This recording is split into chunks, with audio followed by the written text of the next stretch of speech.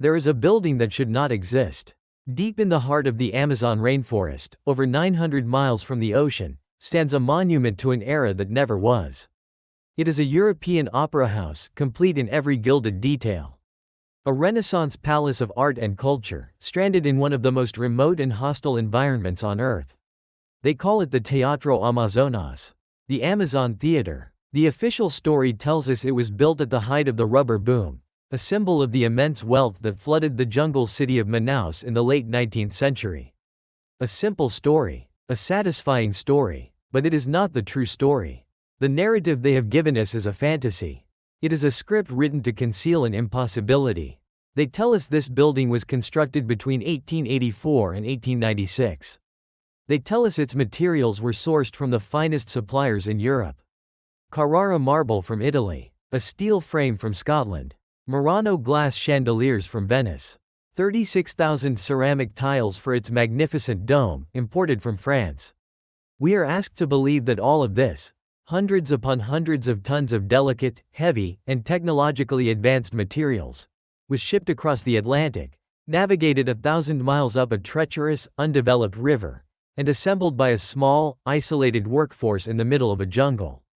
The story falls apart under the slightest pressure. The logistics do not work. The numbers do not add up. The timeline is a mathematical fiction. In this investigation, we will not rely on speculation. We will use their own numbers, their own maps, and their own technological records to prove that the official history of the Teatro Amazonas is a lie. We will show you that this building is an impossibility. To understand the scale of the anomaly, you must first understand its location. This is not Paris or Vienna or Milan. This is Manaus, Brazil. In the 1890s, it was little more than a frontier outpost, carved out of the world's largest rainforest. A place accessible only by water, a 1,000-mile journey up a river teeming with unknown dangers. The heat was relentless. The humidity, suffocating. Disease was rampant. This was not an environment suited for European sensibilities, let alone European construction. And yet, here it stands. Look at the building itself. The exterior is a masterpiece of Renaissance Revival architecture. The arched windows, the ornate columns, the delicate statues perched along the roofline. It would be perfectly at home on a grand boulevard in any European capital. But it is not. It is here. Look closer at the dome. It is covered in 36,000 tiles, glazed in the vibrant colors of the Brazilian flag. Each one fired in a kiln near Alsace, France. Each one packed, crated, and shipped across an ocean, then barged up a river, to be placed by hand on this roof. How many were lost? How many broke during the journey? The records are silent. Now, step inside. The visual dissonance becomes even more profound. The grand staircase, the columns, the balustrades, all are crafted from solid Carrara marble, imported from Italy. The same stone used by Michelangelo. How many tons of it? We are not told. The main auditorium seats over 700 people. Its ceiling is a vast, domed painting by an Italian artist, depicting the glorification of fine arts in the Amazon. It is surrounded by chandeliers of Venetian Murano glass. Immense, impossibly fragile structures of crystal and light, somehow surviving a 6,000-mile journey into the jungle. The building's very frame is an iron skeleton, forged in foundries in Glasgow, Scotland.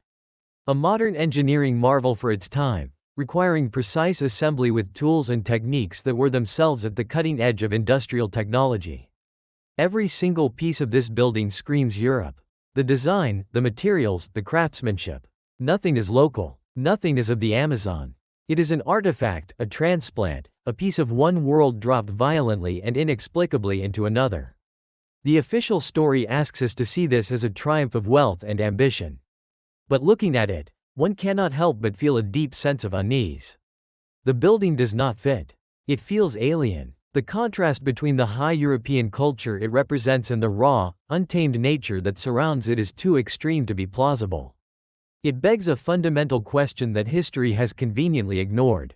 Not why it was built, but how. How did they get it here? The story of the rubber boom is a story of money. And money, we are told, can accomplish anything. But this is a dangerous oversimplification. Money cannot defy physics. It cannot create infrastructure that does not exist.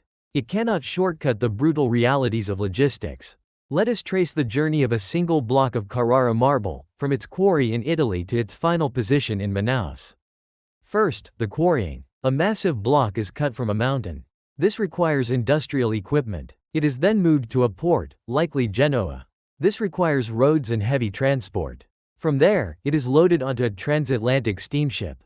The ships of the 1880s were marvels, but they were not the supercarriers of today. Loading and securing a multi-ton block of fragile stone was a specialized and dangerous task. The journey across the Atlantic would take weeks.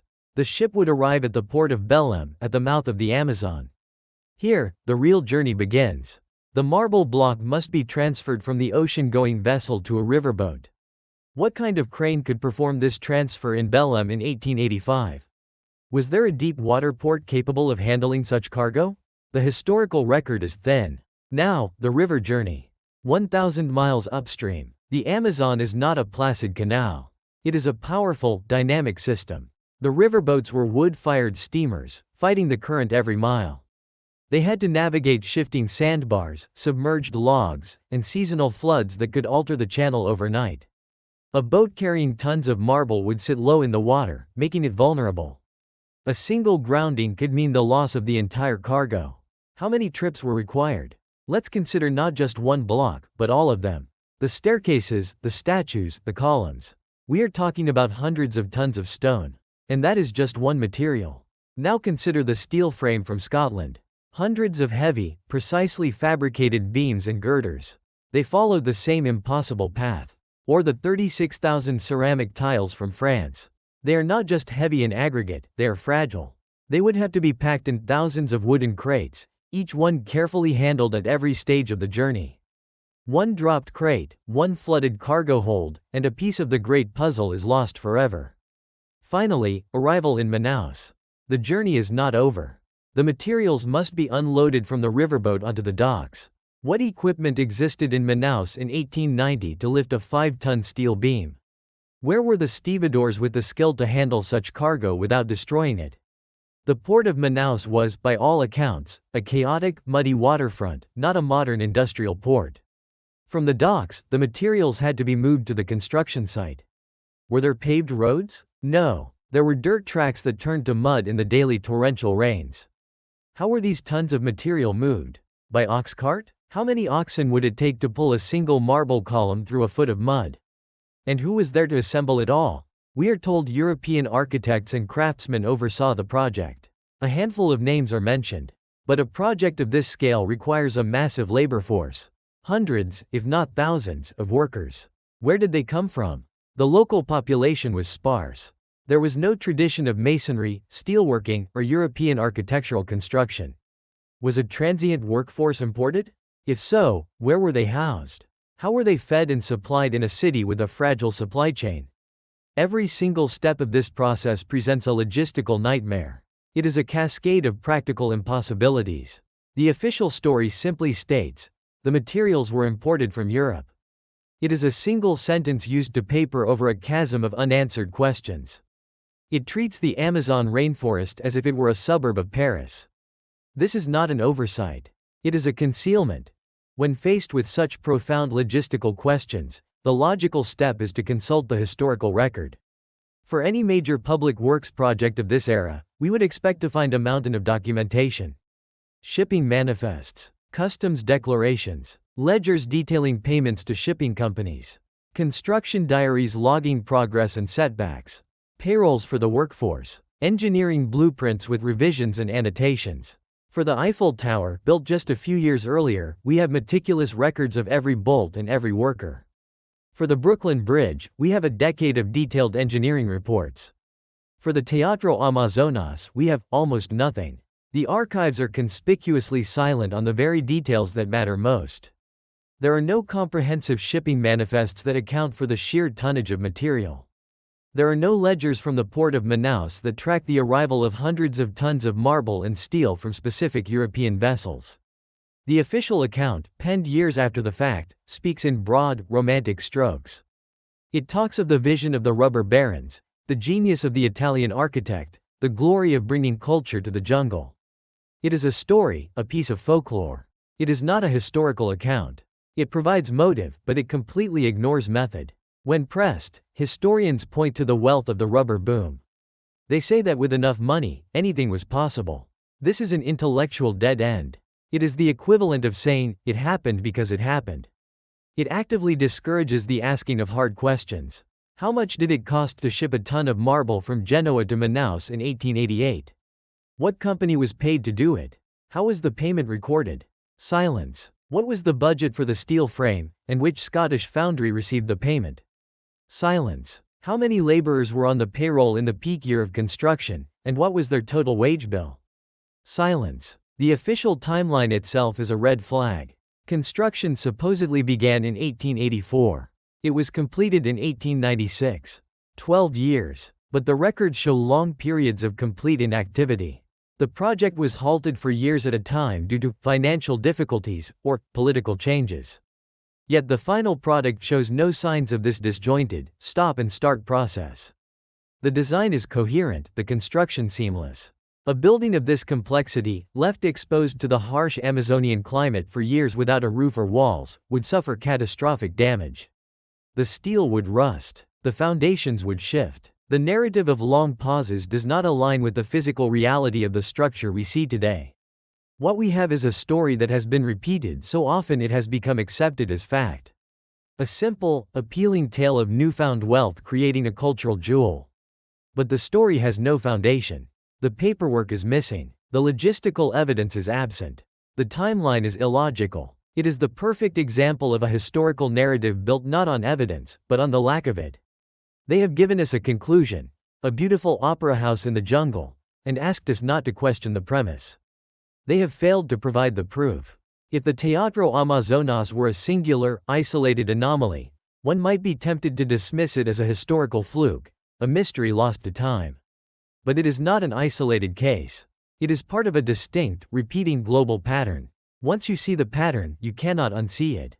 Travel 1,500 miles further up the Amazon River, into Peru. You will find the city of Iquitos.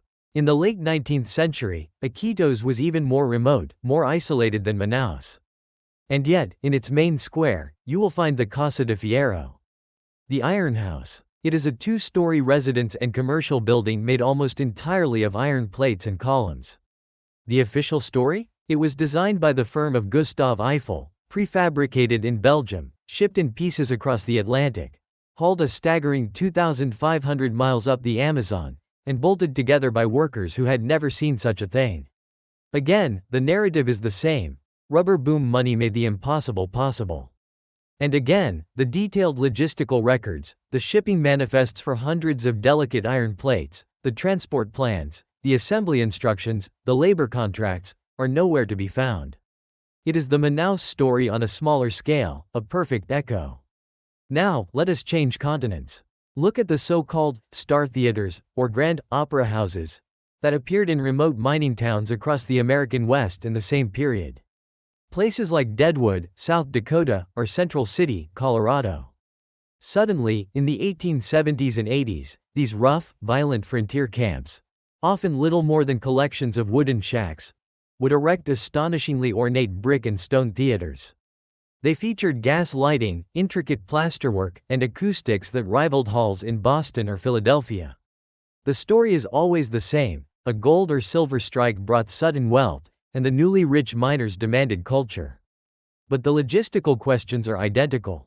How were tons of brick, milled lumber, cast iron facades, and delicate fixtures transported by wagon train over hundreds of miles of treacherous, undeveloped territory?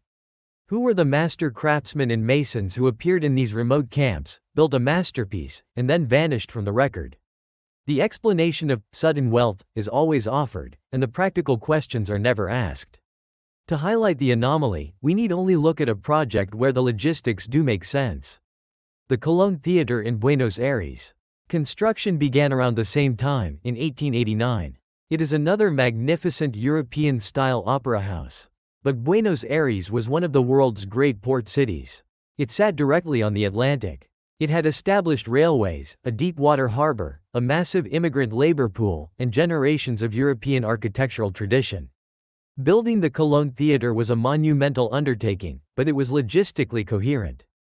Its history is meticulously documented. Comparing the construction of the Colón to the Teatro Amazonas is like comparing the building of a skyscraper in modern New York to building one on the surface of the moon. The challenges are of a completely different order of magnitude. The pattern is this. High technology, culturally displaced European architecture appears in remote, undeveloped locations. The construction is explained away by a sudden economic boom. The detailed records of transport and labor, the very evidence that would prove the story, are consistently and inexplicably missing. Manaus is not an exception. It is the archetype. Stories can be misleading. Feelings can be subjective, but numbers do not lie. Let us apply simple mathematics and logic to the official narrative. We will be conservative in our estimates. The main staircase of the Teatro Amazonas is made of solid Carrara marble. Let's estimate its volume. Including the landings and balustrades, a conservative figure is 30 cubic meters of stone. The density of Carrara marble is approximately 2.7 tons per cubic meter. That is 81 tons of marble. For the staircase alone. Now, let's add the numerous columns, statues, and decorative elements. A reasonable estimate for the total weight of Italian marble is 150 tons. 150 tons. That is the weight of 25 adult elephants. The steel frame. While exact figures are missing, a structure of this size would require, at a minimum, 500 to 600 tons of structural steel. Let's use 500 tons as our base number. This steel came from Glasgow. Now, the roof tiles. 36,000 of them. A typical Alsatian glazed roof tile from that era weighs about 3 kilograms, or 6.6 pounds. 36,000 tiles would weigh 108,000 kilograms, or 108 metric tons. This does not include the wooden crates for shipping, which would add at least another 20 tons. So, we have 150 tons of marble, 500 tons of steel, and 128 tons of tiles. That is a total of 778 tons.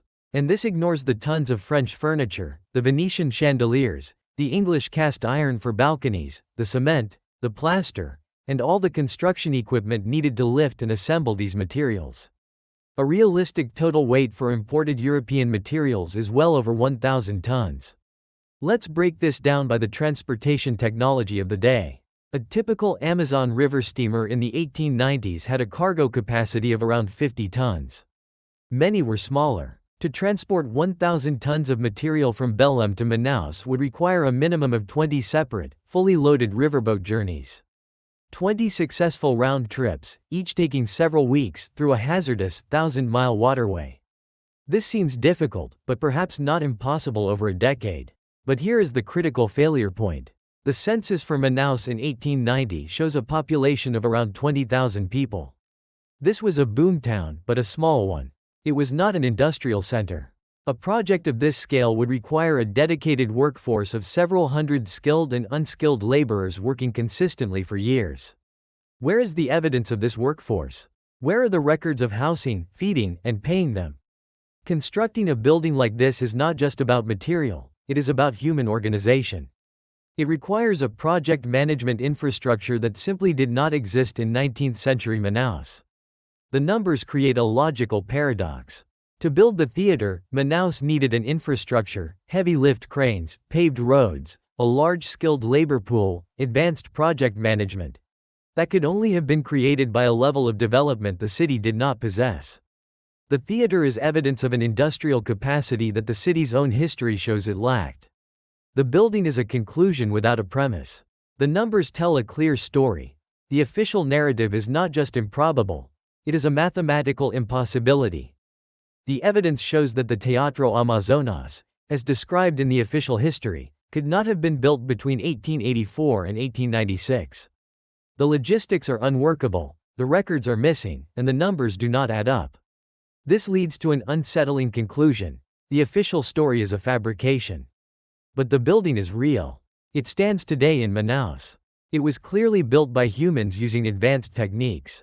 If the official story is false, what is the truth? We must reject fantasy. This was not the work of a lost civilization or otherworldly visitors. The materials are verifiably European and from the 19th century. The architecture is of its time. The anomaly is not the what, but the when and the how. Let us propose a controlled hypothesis, one that respects the known facts while accounting for the impossibilities. The hypothesis is this: the core structure of the Teatro Amazonas is significantly older than its official completion date. The most difficult and logistically impossible parts of the construction, the foundations, the heavy stone work, and the massive steel frame, were already in place long before the official construction start date of 1884. The project of 1884 to 1896 was not a ground-up construction. It was a completion, a finishing, a massive renovation of a pre-existing, abandoned, or incomplete shell. Under this hypothesis, an earlier, unrecorded entity, with logistical capabilities far exceeding those of the late 19th century rubber boom, was responsible for the heavy lifting. Who this was, and why their records are gone, is a deeper question. But consider how this hypothesis solves all the contradictions. It explains why there are no shipping records for hundreds of tons of steel and marble. They arrived at a much earlier time. It explains how the project could be completed with the limited infrastructure of 1890s Manaus. The hardest work was already done. All the rubber barons had to do was the finishing work: importing the tiles, the chandeliers, the furniture, and hiring the artists to paint the ceilings. These are still impressive feats, but they are logistically plausible. Importing 128 tons of tiles is difficult, but far more believable than importing the entire 1,000-ton structure. This also explains the strange, disjointed official timeline with its long pauses. A project to finish an existing structure is far more susceptible to the whims of funding and politics than a new build. It can be picked up and put down more easily. The rubber boom narrative then becomes a story of appropriation. The barons of the era found this incredible, anomalous structure in their midst, a forgotten project from a previous age of ambition, and claimed it for their own. They poured their new wealth into completing it and, in the process, wrote a new history for it. A history that placed them, and their era, as its sole creators. This is not a denial of the rubber boom's wealth or impact. It is a recontextualization. The wealth was the catalyst not to build the impossible, but to finish and claim the improbable. This hypothesis is unsettling because it points to a gap in our history. It suggests a period of advanced, organized activity in the heart of the Amazon that has been completely erased from the record books. The Teatro Amazonas is not a monument to the rubber boom. It is a monument to a history we are not supposed to know. We are left with a building that defies its own history. A Renaissance opera house in the Amazon, whose official creation story crumbles under the simple weight of logistical analysis. The narrative of rubber boom wealth is an explanation of motive, not a description of method. It is a story designed to satisfy, not to inform. The complete absence of primary evidence where it should be most abundant, in shipping manifests, in customs ledgers, in engineering diaries, is not a simple accident of poor record-keeping. It is a deafening silence. It is the signature of a history that has been rewritten. The Teatro Amazonas forces us to confront an uncomfortable possibility: that the timeline of human capability and development in certain parts of the world is not as linear and well understood as we believe. It suggests that there are chapters of our recent past that have been deliberately removed. The building itself is the primary document. It testifies to its own impossible creation. It asks us to look past the beautiful facade and see the deep, structural questions that lie beneath. What else are we not being told? What other magnificent structures stand on foundations of impossible logistics and missing records?